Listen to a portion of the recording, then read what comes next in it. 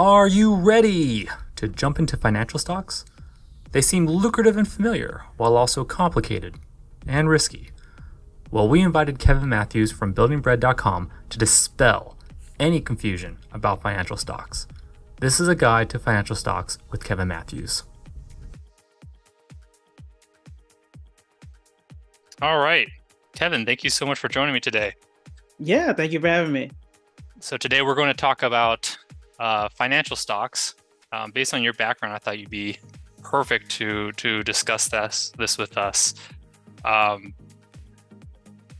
have a few questions here. I'm going to start kind of basic, kind of like your Wired video, which I always tell you each time I see you, like I just love it so much. Thank you. I love watching it. That's so good. But similar way, we're going to start kind of easy, and then we'll get into harder questions. So trying to focus on financial stocks here. My first question to you is, what is a financial stock? A financial stock, well, first off, it's more broad than what most people think, because when I think of financial stocks, I think most people think about banks, and those do count. However, you got to take a step back, because financial stocks also include payment companies, credit card companies, and any financial tech companies that do the software that help run banks and run credit card companies and everything in between. But essentially, these are any stocks that are related to money, help to process money, help to understand money, and then obviously help to transact money as well. Could you give me like an example of maybe like one or two stocks that are not the typical bank stock? Yeah, you could say Visa and MasterCard, right? They're not necessarily a bank. And Visa and MasterCard aren't a bank. The reason I hesitate is because American Express is a credit card, but they do actually have a savings account. Yes. So those are two that don't, but American Express does. I think Discover may have one as well. But that's one that's a bit different. PayPal, if you want to throw them in there, they're a bit different, where it's not like solely a bank that most people just look at, like a JP Morgan or a Bank of America. Got it. So considering like a normal investor, a retail investor, maybe even a new investor, why should they buy financial stocks? You want to have financial stocks to build a diversified portfolio. And I think that's the main key. There are 11 main sectors of the stock market. Finance is one of them. And if you are completely avoiding that category, you could be avoiding a good chunk of gains that could happen in the market cycle. And you want to make sure that you are exposed in all those places, because we never really know what the future is going to hold or what category is going to take off. In some cases, tech is going to be the best place that you can invest. That's happened in 2023. In 2022, it was the exact opposite, right? Tech was not the place to invest in that year. So making sure that you have finance plus all the other sectors is going to have you in a diversified place, and it's going to help you to win more often than not. Just adding on to that question, what advantage is there in buying a financial stock compared to another sector besides the diversification? Yeah, so it all depends on which stock you get, right? And what part of finance you decide to go with. But the advantage is every company out there has a finance department. Everybody is going to be interacting with finance in one way or another. So by buying the right company in finance, you're buying a business, or the thought is rather, you're buying a business that is sustainable, one that you can absolutely count on. So just plucking an example out of the air is Visa, right? Whether it is a recession or not, whether the market is up or down, you are going to swipe that Visa card because you have to pay for stuff, right? There is not going to be an environment, that I would imagine anyway, where you will never have to pay for anything else in life. Now, that'd be a great situation, right? I'd love to do that, but that's not realistic. So by buying financial companies, the right ones, you're in a space where, regardless of market cycles, that company is still going to exist, that company is still going to have business, and then hopefully your portfolio can weather any storm. Got it. So you're kind of answering this question already, but it's a little different and nuanced. Are financial stocks a good investment? Generally, yes. Good financial stocks are good. The thing is, though, you do have to be careful about what companies you are buying, right? Just because it's in the finance category doesn't mean that it's, that you should just do it. For example, there's a difference, right? A very salient point this year. There's a difference between JP Morgan, Bank of America, and Citigroup, right? Those are very large banks that haven't really run into a whole bunch of trouble. But earlier in 2023, we saw a lot of smaller regional banks die, right? That did happen earlier this year. We saw a lot of bank failures. So it does depend. So generally, yeah, finance is a good place to be, but that doesn't mean that everything in that category is great. So you have to practice some discernment in terms of what financial stocks you're buying, why you are buying them, and what are the things you're looking for, and obviously what are you looking to get out of it. Got it. So I'm going to answer this question for you and then get an add-on question. Are financial stocks risky? Yeah, I think they're risky in general. Maybe if you get the right stock, it isn't risky. But the question I asked you is, what makes financial stocks risky? Yeah, so like you said, any stock can carry a degree of risk. I think what makes a financial stock risky is context, like what is going on around that particular company. So for example, if interest rates rise or fall, some finance stocks can be affected more than others, particularly bank stocks. If there is a financial shutdown, like we saw in 2008, or a government shutdown, which hopefully we don't run into, but we could run into this year, that can have a certain impact on some stocks and not others. Inflation can be one as well, where it can hurt some stocks. And then home sales, right? If home prices are going up and everyone's looking for a mortgage, banks are going to benefit from that. And those stocks did well during that time. But when rates change and people are slowing down their home buying purchases, then that's going to have a different impact depending on what type of that finance sector you're looking at. Got it. Okay, so I skipped one question intentionally, and now I'm going to go back to it because I think you already touched upon some other add-on questions to it. But in general, what makes financial stocks go up? Yeah, almost like any stock, what makes a financial stock go up is I don't want to use the word hope because it's not really tangible. The expectation of improvement, the expectation of gains, and really the expectation of growth. So let's go back to the home sales example. If interest rates are low and people have cash to buy, I'm expecting that the housing market is going to do well. And I'm going to expect that any company that has to do with finance stocks or any company that has to do with the mortgage industry is going to do well. So it's really about the expectation and what about the environment is going to foster that expectation. So if I see consumers spending a lot more, well, maybe, right, I would expect that MasterCard, Visa, American Express, Discover, whomever else, maybe I'll expect them to swipe those cards a bit more. So it's really about that expectation and linking those expectations to specific companies and making sure that you can verify your hypothesis. Got it. So this now ties into some of the other points you started making. So do financial stocks do well in a recession? Generally, no. By definition of recession, almost no stocks do well. Yes. during those times. Do they do worse?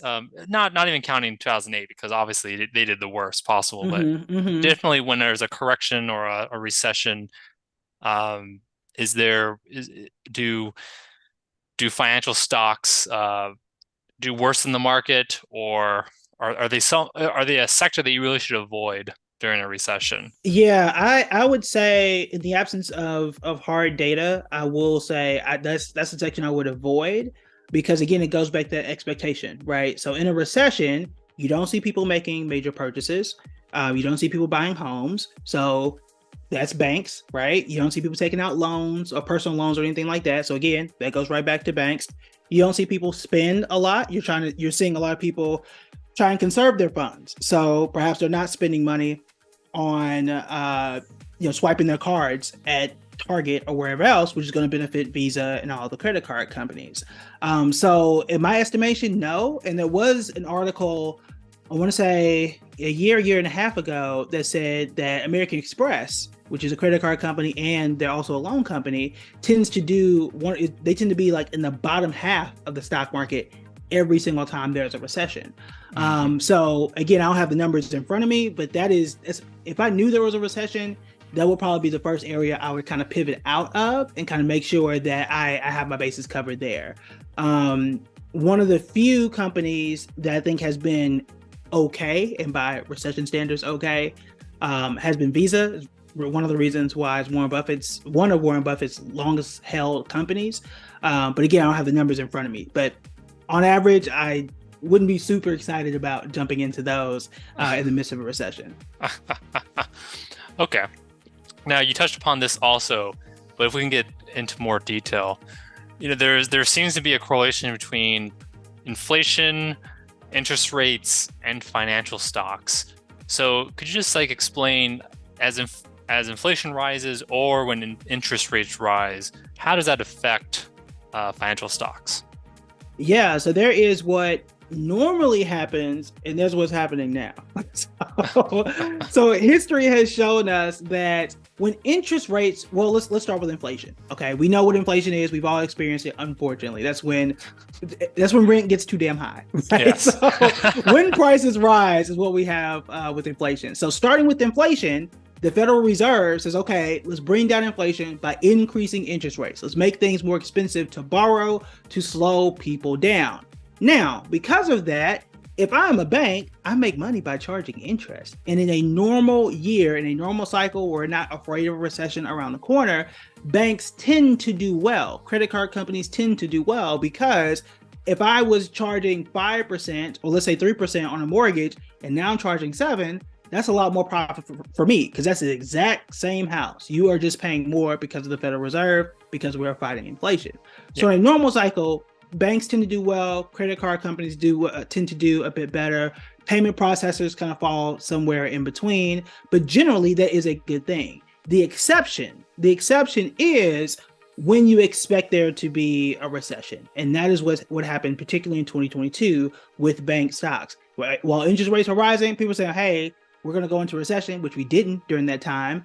Then I wouldn't be overly excited about investing in those categories. I wouldn't be taking out a business loan if I think things are going to slow down. So yes, when interest rates go up, finance stocks tend to rise unless you expect there to be a recession in the near future. Got it. Okay. So we talked about financial stocks in general, but in particular, just focusing on just banks. Are banks a great stock to invest in, and what are the nuances of choosing banks to invest in? So in general, personally, I'm not the most excited about banks. I think there are better categories within finance that are more sustainable and less likely to be, let's say, swayed by whatever the news of the day is. So again, just in 2023 and 2022 for that matter, it was recession news, it was inflation news, it was just whatever news of the day, banks just kind of faltered. But there are obviously banks that are good and some that aren't. For me, I prefer either the credit card processors or insurance. People forget, Travelers Insurance, Progressive, those are finance companies too. Those are my favorite. They tend to be a lot more stable. They tend to be in a lot more predictable businesses. And I would say it's one of the few businesses that are legally required. Like if you have a car, you have to have insurance, and that's just it, right? If you, in most cases, if you have a job and they have to offer you insurance, you get that insurance, and it just has to be that way. So in those cases, that's something that you can absolutely rely on. So I lean in those directions. Doesn't make banks bad, but they don't seem to perform as well as those other two categories, at least in my view. Interesting. Okay. So the final question is, what should you look for in a financial stock?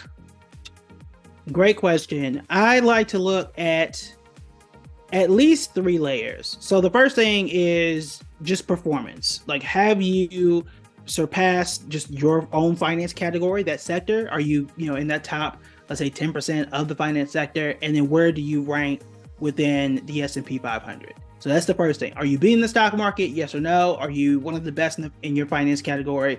Yes or no? The answer is no. I'm just gonna move on. Okay, I want the starters on my team. Okay, so that's usually the first thing. The next thing is I want to see how consistent that company is with their free cash flow. That's the money that you have or the cash that you actually have after all the bills are paid. If the company is making money and is moving in the right direction, that's usually the place that I would want to be, because that's what anybody would want to be. Every time you go into work, every time that you go and run your business or open up a shop, you want more cash in your hand. So the businesses that I buy as an investor, I want to make sure that they're doing the same thing when at all possible. So those are the two things I look for. And then the last thing is, what is going on in that space? That is extremely important to me, because it's going to give me a picture of what I think may happen in the future. So an example is, if I see that consumer spending is expanding, okay, well, maybe I need to look at companies that are going to benefit from that. If I see that interest rates are going to be cut and people are going to spend more on large items and take out more loans, perhaps I want to kind of move in that direction. So those are three things I look at: the free cash flow, the performance, and then the context, the lay of the land, what is happening in the market that can help determine what stocks are going to be winners in the future. Got it. For that last question, is there everyone loves metrics or ratios, or there's all these different metrics and ratios or indicators.